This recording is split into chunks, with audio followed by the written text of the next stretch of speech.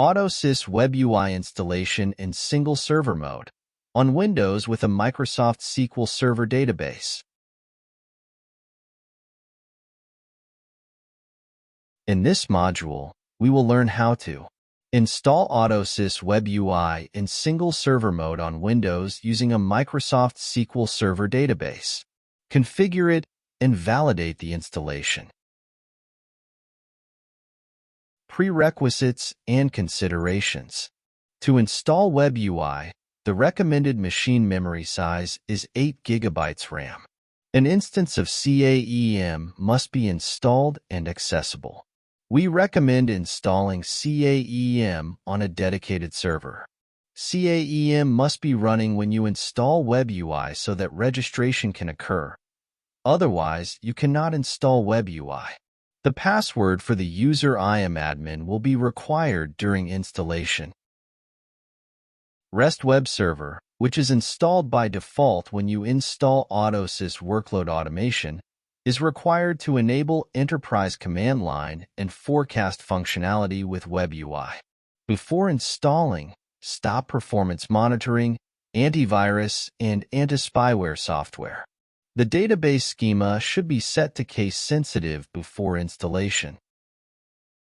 AutoSys Web UI uses two databases, one for configuration, forecast, and monitoring, the Web UI database, and another for reporting, the reporting database.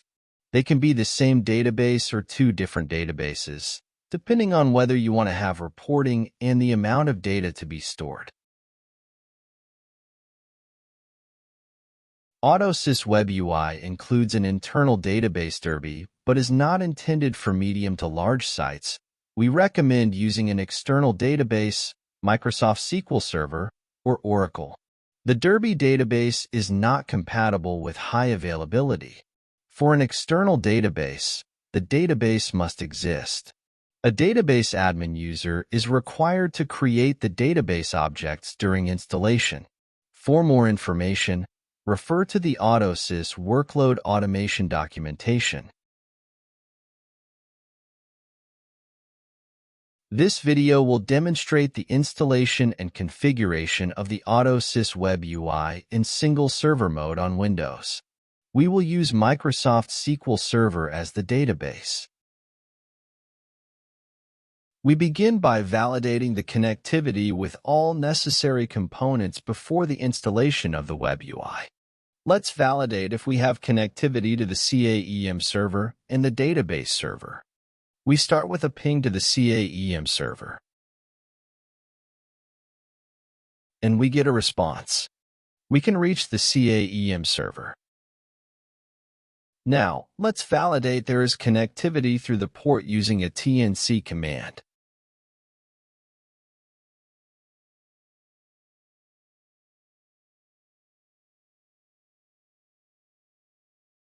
We connect to the CAEM server using the port. Now, let's ping the database server.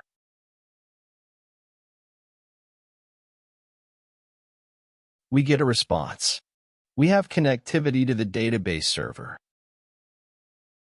We do a TNC to the database with the port number.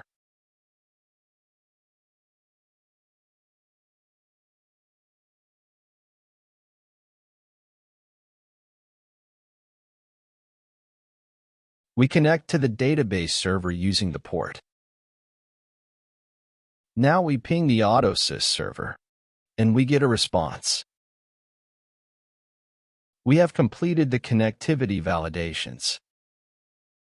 We are ready to start the Web UI installation. We go to the Windows AutoSys DVD. Execute the install program and wait until it launches.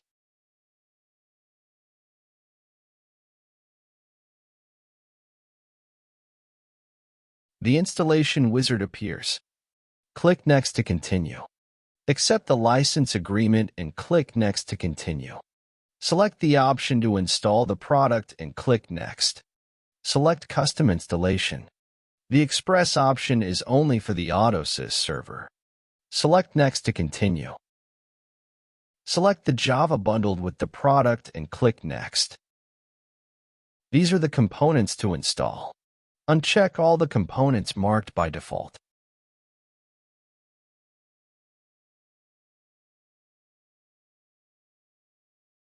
Select the Web UI component, also known as WCC. The additional required components, collector, SDK, and SSA are selected automatically. Now, we provide the installation path for the Web UI and the shared components. We leave the default for both. We don't use FIPS 142 encryption. We select the Microsoft SQL Server database and the option to use the reporting module and create the database schema. We enter the name of the Web UI or WCC database server.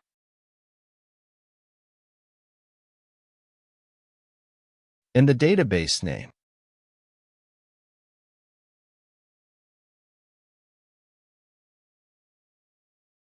We leave the 1433 port and uncheck the option to use the Web UI database as the reporting database. The Web UI database and the reporting database can be the same database or two different databases. For demonstration purposes, we will use separate databases. We use Microsoft SQL Server authentication and provide an administrator user with the necessary permissions to create the Web UI database elements. We leave the SA user and select to use the same credentials for the reporting database. Now we provide the database server name for the reporting database.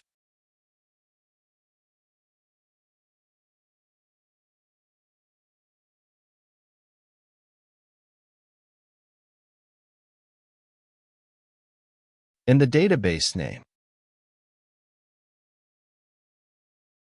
We leave the default 1433 port. We enter the name of the Web UI database user. We leave the default WCC and enter the password the user will have. This user will be created during installation. Click Next to continue.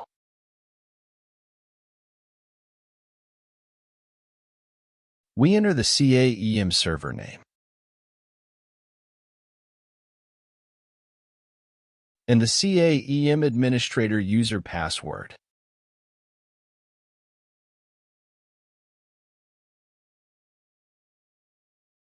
This is the information for the Web Collector component. We leave the default name and port numbers. Here we can select to start the services once the installation is completed or at system startup. We leave the system startup option for both services. Click Next to continue.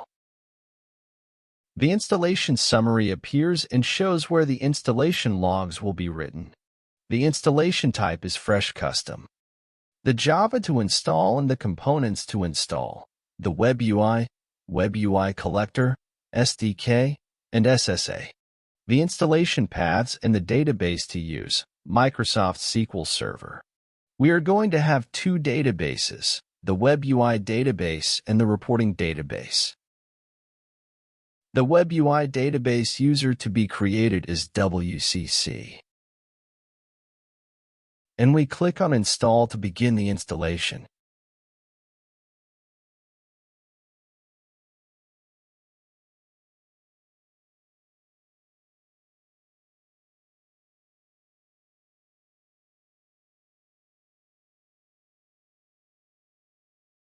The installation has been completed successfully. This is the URL for the Web UI. And these are the installation logs. Click Done to close the installer program. Now let's see the log files. We navigate to the Logs directory.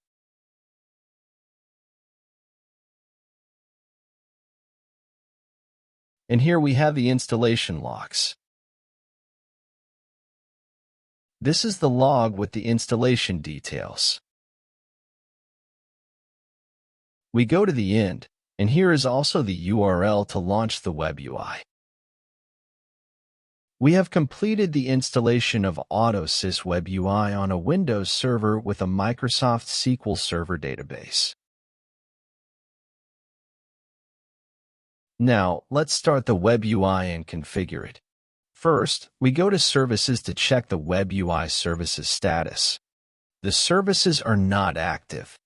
We start the CAWCC.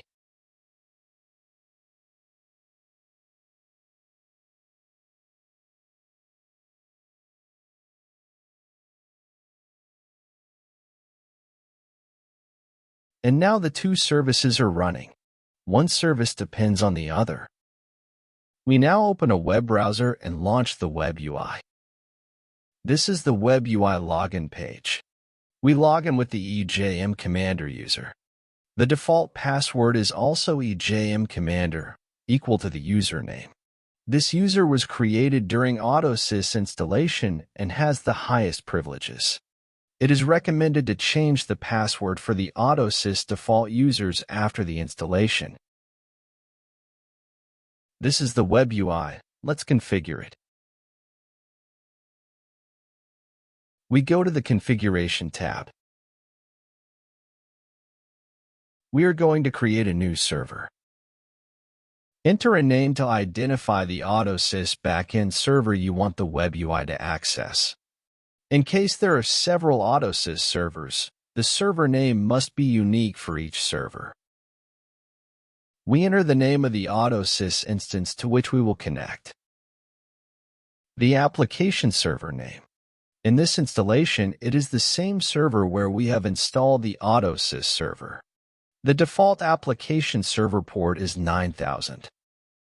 We enter the AutoSys web services URL we got during the AutoSys server installation. The field tooltip displays the typical URL format, the application server host address followed by the defined port and AEWS. We can also get this URL from the AutoSys server installation log.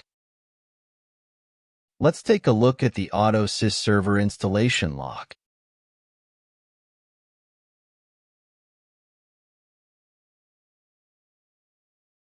At the end of the log, we can find the URL. We copy the highlighted part.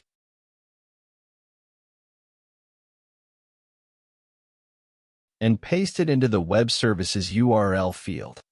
Each server definition must specify a user ID and password for the monitor user. This user gathers job data from the AutoSys instance on behalf of all web UI users. First, we need to create the user in CAEM. We log into CAEM in the AutoSys application. Once in CAEM, we go to Manage Identities.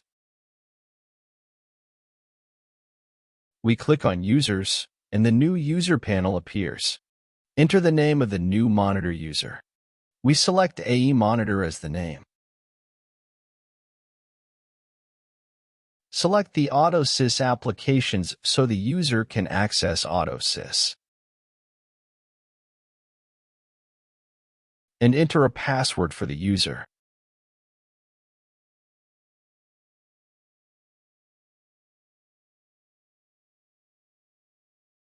Save the user.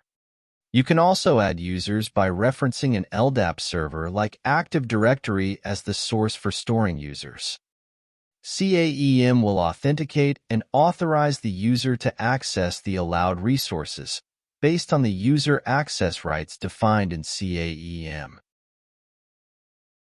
Let's verify if the user was created. Here is the user, AE Monitor. We go back to the web UI configuration and enter the AE Monitor user and its password.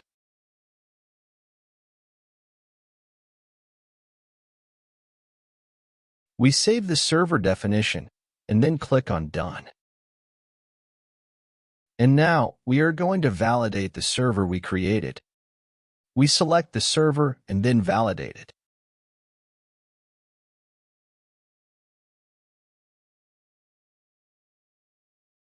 And we received confirmation the server validation was successful. Now we go to the Credentials tab. Here we can associate the web UI user with a user in the AutoSys server. In this case, on the AutoSys server, we have a Linux user called Teacher. that we will associate with the WebUI EJM Commander user. On the WebUI, we enter the teacher user and its password on Linux.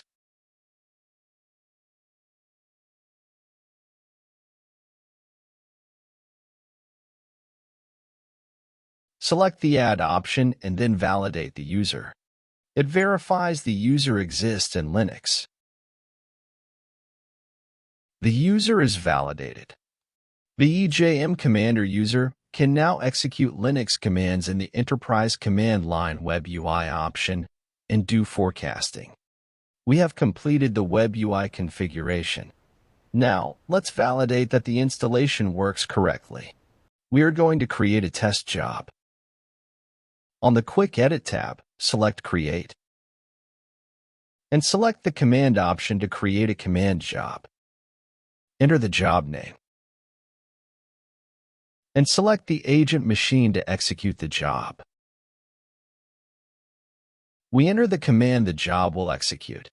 For example, the ls/command. We also enter the standard output file for the command output.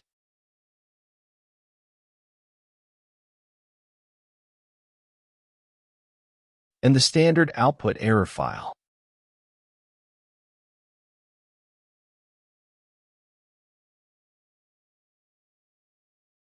We also enter the owner of the job. This is the user that will execute the job in Linux. And then save the job. Now, we go to the Monitoring tab and create a view to list the jobs. Select the Add option and enter the view name. In this case, we enter the name All Jobs. Then, we create the filter condition. We select the AutoSys server and enter the filter condition. We filter by job name like asterisk to select all job names. We save the expression, the filter, and the view. This is the view. Double-click on it. Select the Jobs and Alerts tab. This is the job we have created, which is in an active status. Let's force the job to start and wait until it is completed.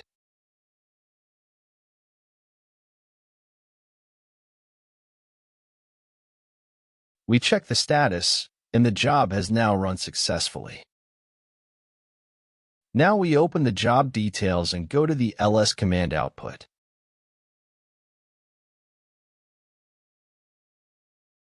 This is the ls/command output. We have confirmed the job has run successfully. Let's now go to the Servers tab and select the AutoSys server. Select the Open Scheduler Log option. This is the equivalent of the AutoSys log command with the E option to open the scheduler log. Now, let's look at the agents. Here we have the agent installed during the AutoSys server installation. Finally, let's execute a command from the Enterprise Command Line. We select the AutoSys server.